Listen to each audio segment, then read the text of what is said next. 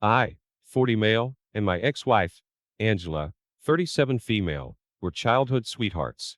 When we were younger, our parents were very good friends, and they jokingly used to call us husband and wife.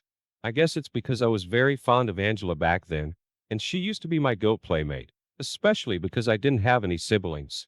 Growing up, we continued to be friends, and then we dated each other and ended up getting married at a very young age.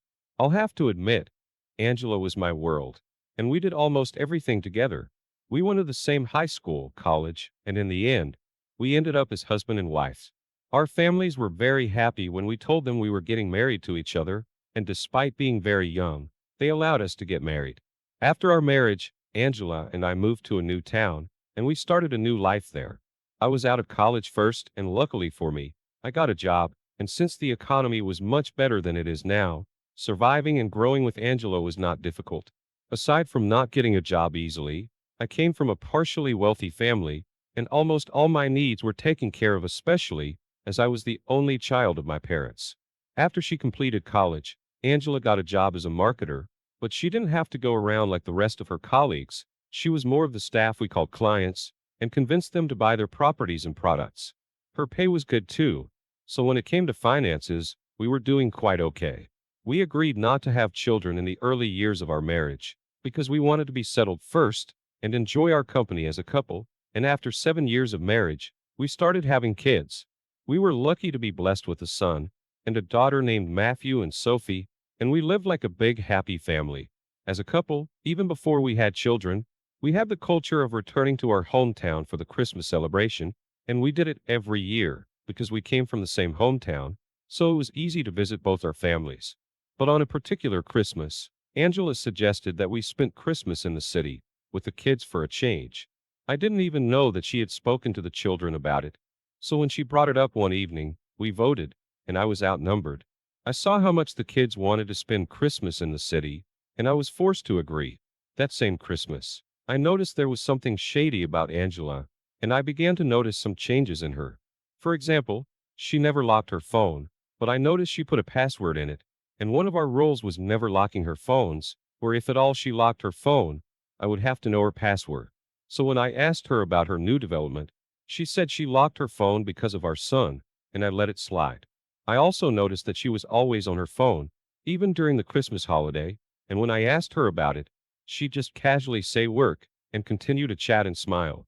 I know it's normal for our spouses to chat and smile, but I had been married to Angela for 17 years, and I spent my entire childhood with her, so if there was anyone who knew when she was lying or hiding something, it would be me.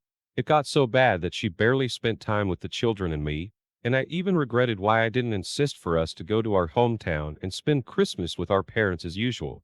Initially, when she suggested that we all spend Christmas in the city, I anticipated something more fun, like hanging out together and doing fun things with the kids, but in the end, it was obvious that she did everything she did for herself. My suspicions got heightened on Christmas Day, when she woke up that morning and told me something came up at work, and her attention was needed. To be honest, it was weird because everyone was on a Christmas break. So I didn't understand why she needed to go to work on Christmas Day.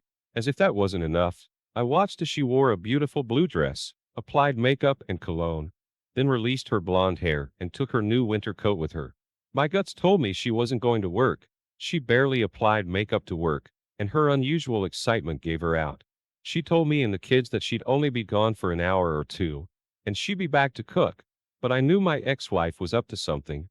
I had a very strong feeling about it, and I was very confident she wasn't going to work like she claimed.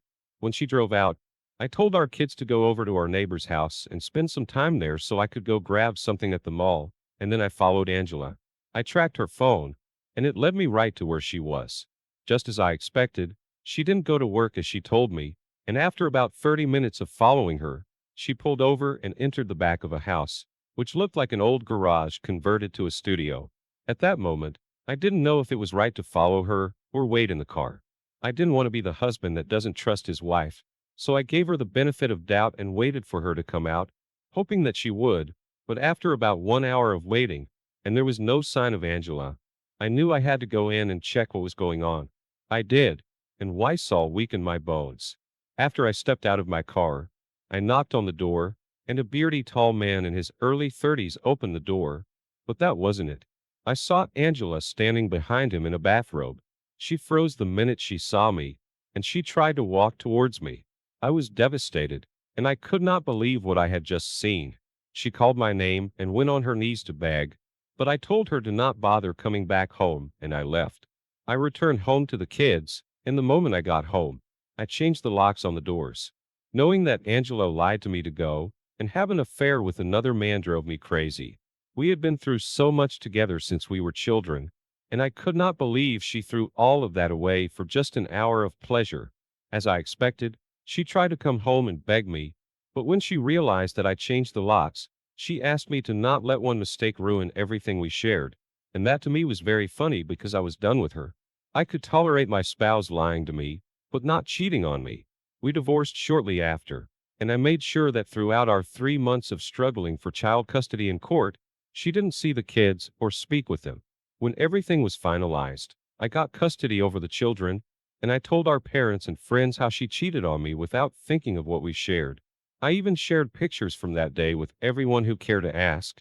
I had taken pictures of her in the bathrobe at the man's house just for evidence. Her parents were really disappointed in her when they knew what she had done. It got so bad that they even stopped speaking to her.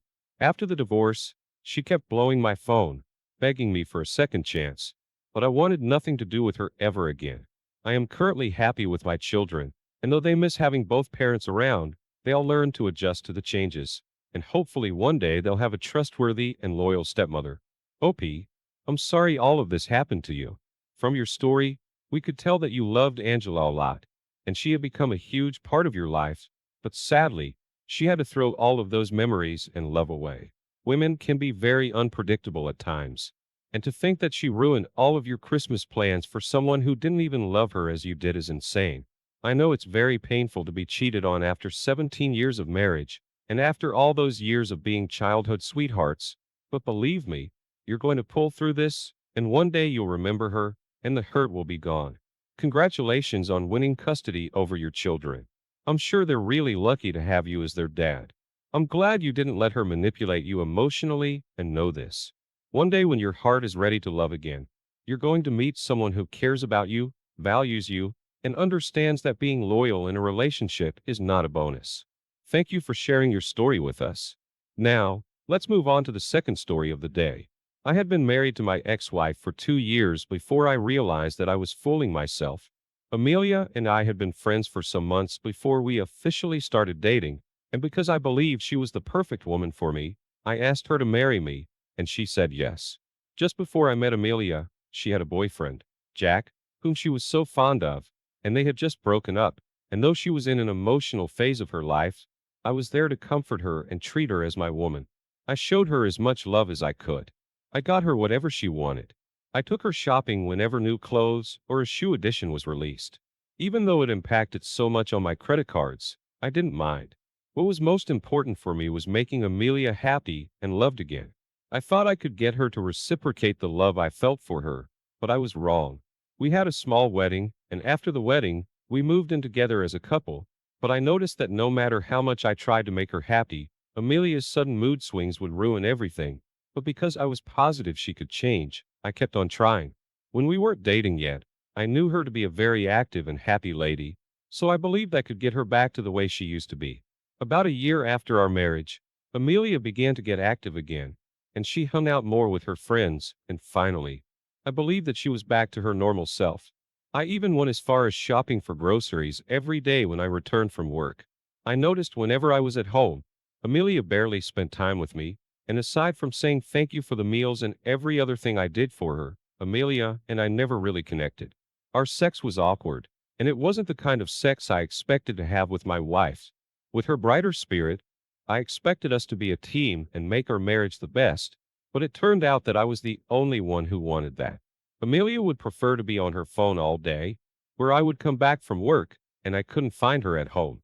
The worst was that she never mentioned where she was going, and if I asked her about it, she'd yell and say I was treating her like a child. One day, I was in our room trying to sleep while she was trying to fold her clothes into our closet when her phone rang, and from the time the phone rang and the time she picked up, it showed that she hesitated in taking the call. When she picked up the call, she said, "Jack." I thought you promised you'd never call me by this time. Then she giggled and responded to whatever he said again and added, I love you. When I heard that, my heart broke and I felt my chest tighten. It was devastating to know that despite everything I did to make Amelia happy, she chose to cheat on me with her ex-boyfriend, who was taller and more handsome than me. The most frustrating thing of all is when her ex-boyfriend threw her out of his house when they broke up. I took full responsibility for her even as friends and let her stay at my place until she got a job.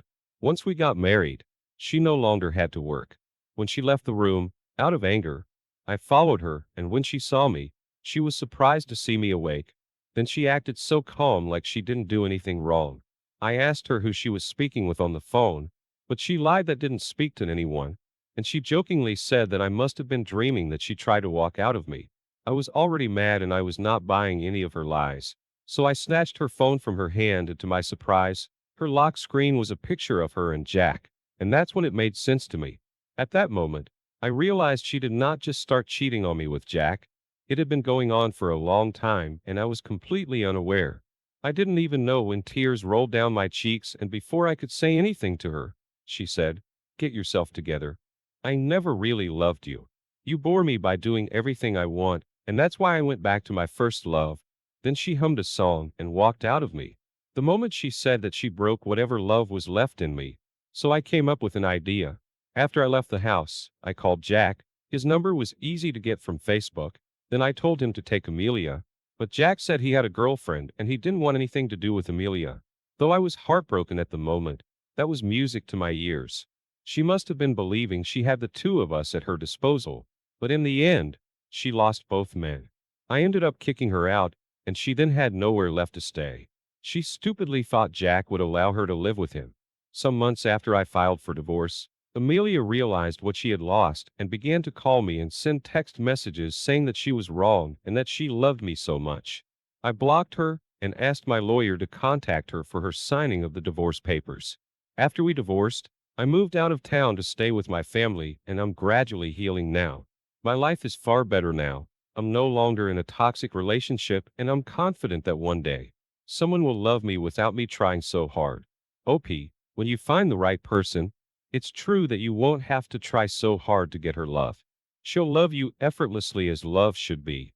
I'm sorry you had to go through all of this.